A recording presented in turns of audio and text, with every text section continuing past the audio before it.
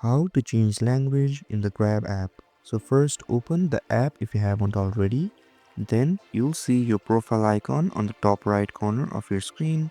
Simply tap on it and scroll down until you see an option called language, which is located in the general category right below the system settings option. Simply tap on it. Here you'll see two options called app language and auto translations. Tap on app language and you'll see the supported language that the Grab app provides to its users. So from here you can change the language on your Grab app. If this video helped you, don't forget to like, share and subscribe and hit that notification bell so you don't miss any of our videos.